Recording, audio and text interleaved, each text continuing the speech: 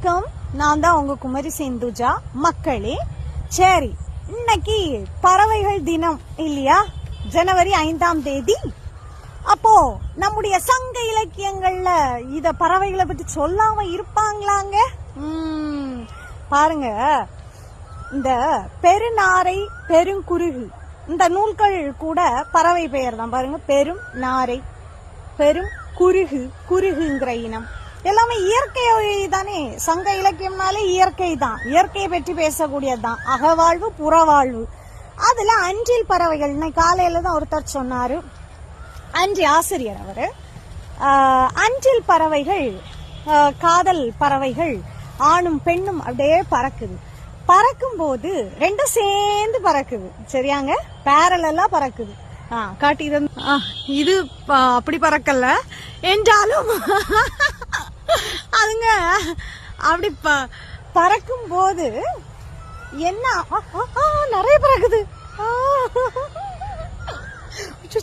நிறைய நிறைய நிறைய பறக்குது. சரி, அதுங்க பறக்கும் போது இடையில இப்படி இப்படி தீண்டு வந்தோன்னு பிரிய வேண்டியதாகுது. ஒன்னு இப்படி போகுது, ஒன்னு இப்படி போகுது. போய் ரெண்டு அங்க போய் சங்கல்பம் ஆகுது. அந்த பிரிவினையை கூட அந்த பறவைகளால தாங்க முடியலையாங்க.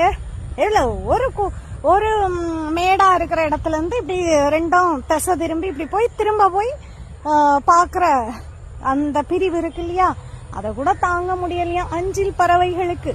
அப்படி உண்மையாவே மனமான தம்பதிகள் இந்த மாதிரி அன்பாக அரணாக வாழ வேண்டும். பறவைகிட்ட இருந்து படிச்சுக்கோங்க.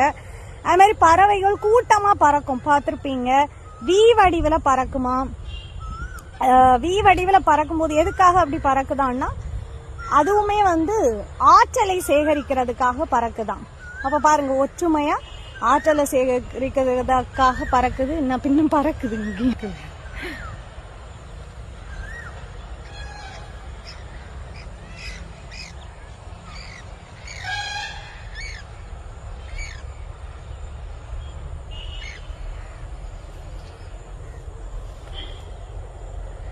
வாழ்வியலை அதனால பறவைகளிடமிருந்தும் விலங்குகளிடமிருந்தும் கற்கிறோம்.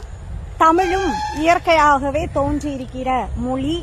அதனாலதான் அதை பேசக்கூடிய நாமும் இயற்கையை சார்ந்தே பயணிச்சுட்டு இருக்கிறோம். இயற்கை இல்லைன்னா நம்மவர்களால, தமிழர்களால வாழ முடியாது. இயற்கையே கடவுள். இயற்கையே நாம பொங்கலா வழிபடுறோம். பொங்கல் வழிபாட்டின் மூலமாக வழிபடுறோம். இயற்கையே போற்றுறோம். இயற்கையால தான் நம்முடைய நாகரிகமும். நன்றி.